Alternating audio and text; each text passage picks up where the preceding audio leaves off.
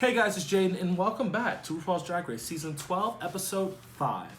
I'm going to bring it to you in the quarantine because Miss Rona really got me in the house. Before we start, like, comment, subscribe. Let me know exactly what kind of videos you would really like me to do. Let me know how you feel about this episode because I'm feeling some type of way about what is going on with the girls. Let's get into it. So we start off on a mini challenge, which is basically just drawing straws to see who's going to pick the actors and actresses for the Grey's Anatomy challenge, which, if you didn't know, this is the 15th anniversary of Grey's Anatomy.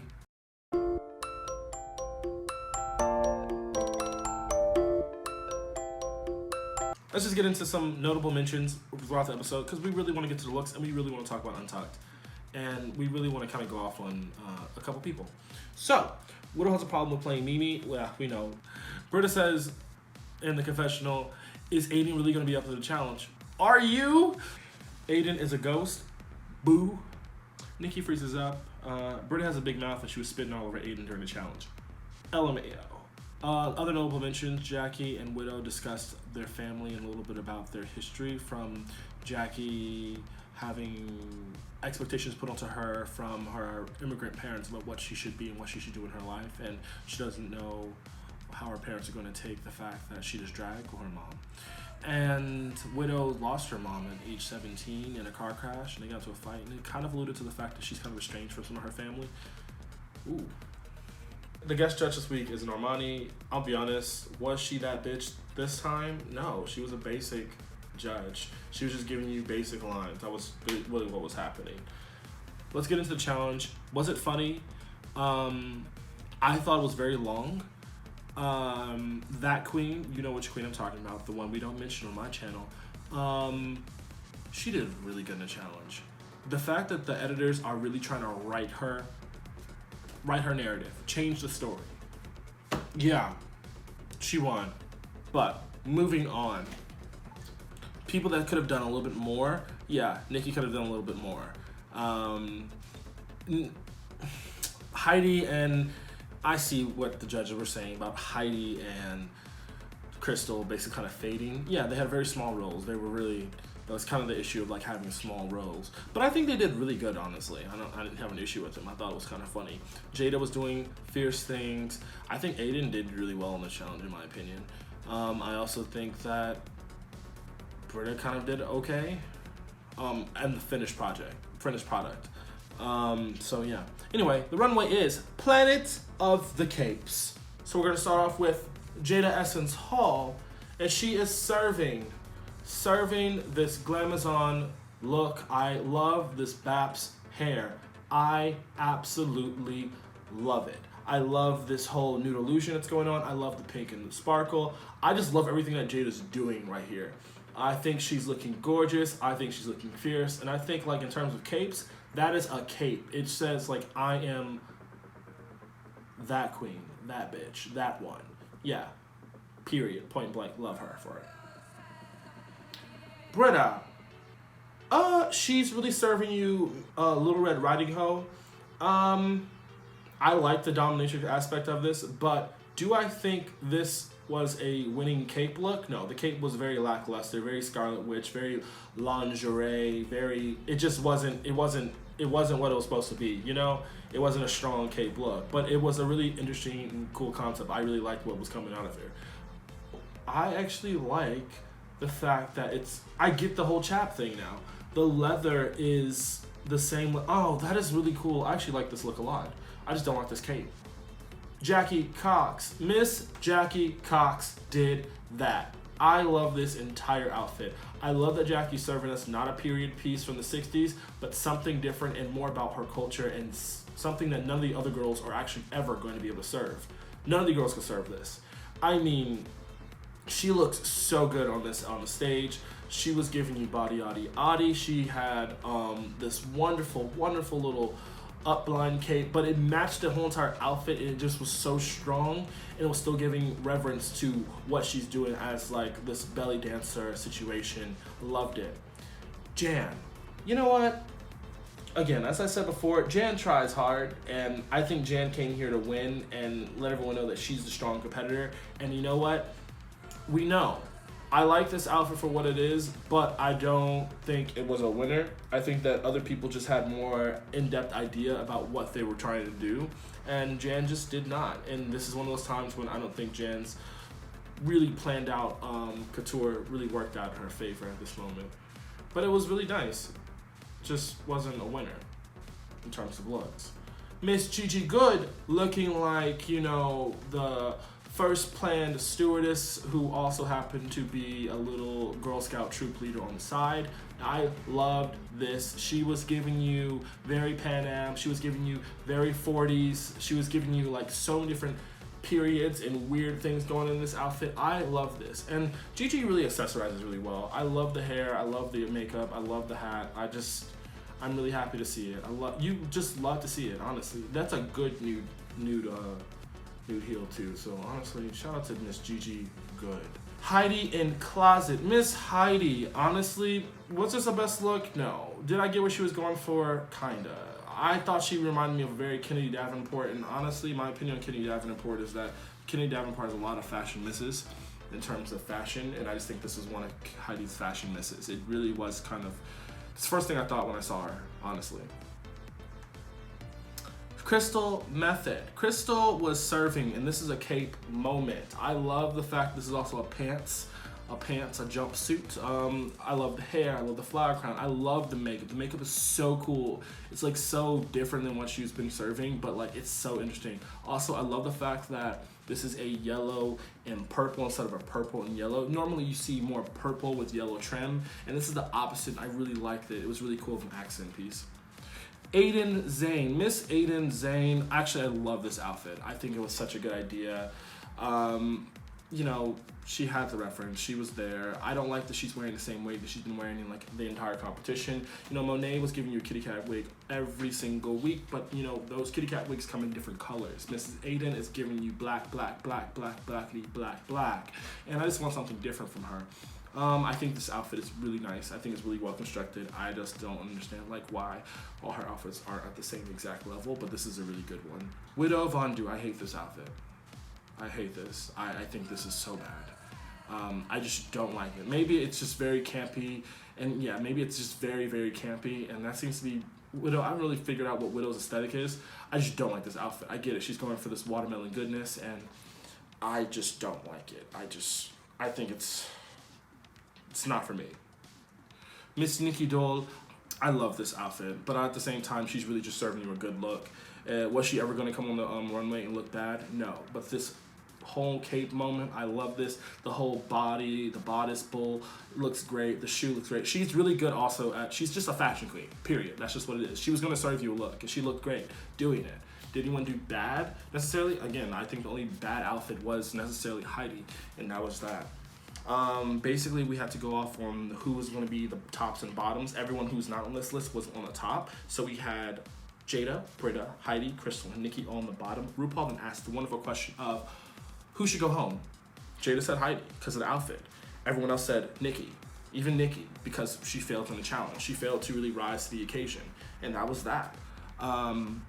Britta seems very upset about this. Even when she goes back into the Untucked, she's just pissed off. Everyone's pissed off to some extent. They start ganging up on Aiden, and Aiden said, "I've had it." Officially. I've had it officially. And lets all the girls know, I'm so sick of y'all bullying me. You need to stop. It is done. At the end of the day, they're the ones making the decisions. If you have a problem, talk to them. That's really what she's saying. Talk to the manager. I just work here type of situation. And Aiden let everyone know. But it got really, really catty. But at the same time, I understand where Aiden's coming from because, you know, she's been bullied. The girls have had their foot on her neck the entirety of the entire season. However, I do get where other girls are coming from because it does feel like Aiden is skating by on just basicness. It's like Aiden's outfits aren't the best, but they're just not the worst. But except for this week, and one of the looks from last week. I mean, I don't know. I feel like Britta basically coming for her. Basically, I think Aiden should have gone. Like, Britta, shut up. I really would love to know how Brita feels getting the villain edit. At the end of the day, queens on Drag Race said what they said. Could certain things be taken out of context? Yes. But there was nothing to take out of context in that time. And you can even look at all the other things that she said. She's been coming for Aiden the entire time. She just thinks that Aiden needs to go home. And I just don't think that Brita really respects Aiden's drag, which to some extent I think Aiden has a lot of excuses. Aiden literally is like, oh my god, I don't come from a big town. Oh my god, these sisters, I don't really have friends. Shut up. Like, girl, shut up. I'm sick of both of them, honestly, at this point. But Brita is wrong. Point blank, period. She's wrong. And it's high time that Aiden finally stuck up for herself. But the whole argument in Untucked got bad enough that even Heidi was like, shut up and leave her alone. It doesn't matter. Okay. Like I said, you, and you. I'm gonna worry about Heidi. What is that about? What is all of this about? Y'all need to leave it alone. Which is true. It really doesn't matter at the end of the day. It's not y'all. Granted, I will say the judges have been off lately in terms of what they're really serving, and their taste level has been questionable. The queens go back on the stage, and our bottom three are Brita, Nikki Doll, and Heidi. Our bottoms are Heidi and Nikki. I'll be honest, this is the most lackluster lip sync I've ever seen. It was just like, it's like one of those lip syncs in the season where you're just like, oh, okay. Cool. Miss Nikki Doll was serving you fashion, look, you know, look queen type things. While Miss Heidi was just like, I'm gonna try, but I have to make it for this song, and I don't think that Heidi's style like matches this song really well. The song is Hard to Break by Kim Petras, so it wasn't a great lip sync. It really wasn't. But in the end, Miss Nikki Doll went home, and we have to say goodbye to our favorite French girl. And here's my thing. She was great confessionals. I think easily, I would say if not the best confessionals of the entire season, hands down. But I think that Nikki's gonna do really well outside of this.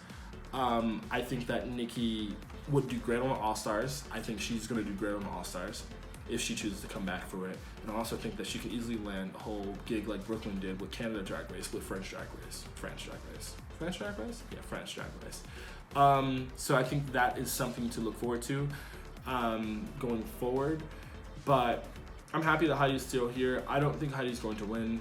I really don't. If she wins, I'm gonna be really shocked. But I also think that she would do really well in the All-Stars, giving her like at least a year or two out of Drag Race to actually prepare and a little bit more and have the money and the coin to really spend to really serve all the looks and be a part of the challenges, and knowing that this is a really good first round for her. But I really think that she's one of those second round queens.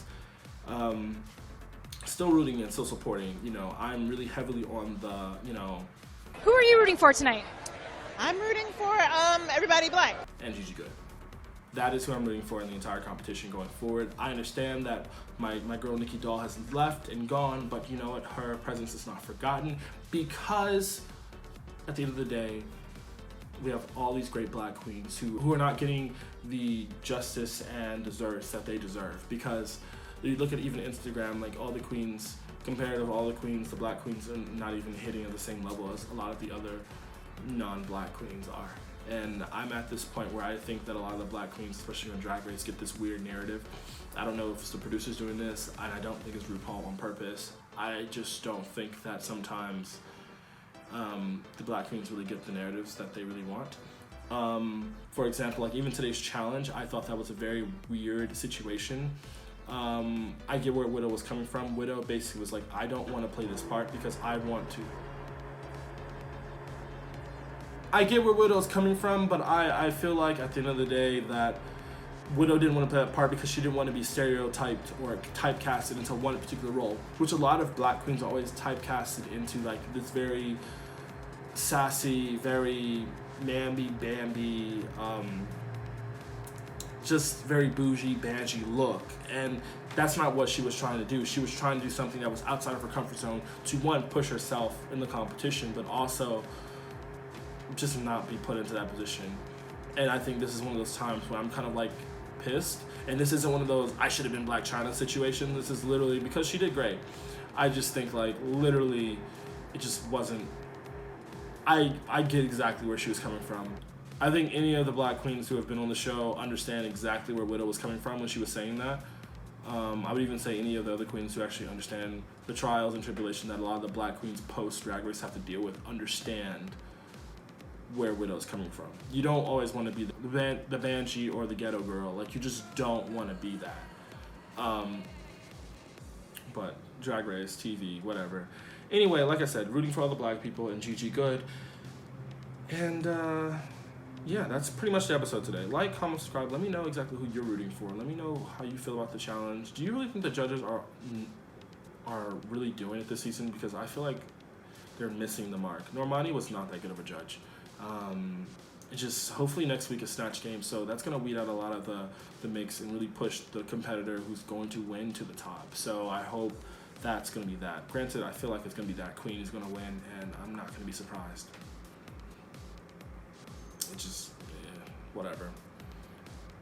This season, 2020, Miss Rona, throw it away.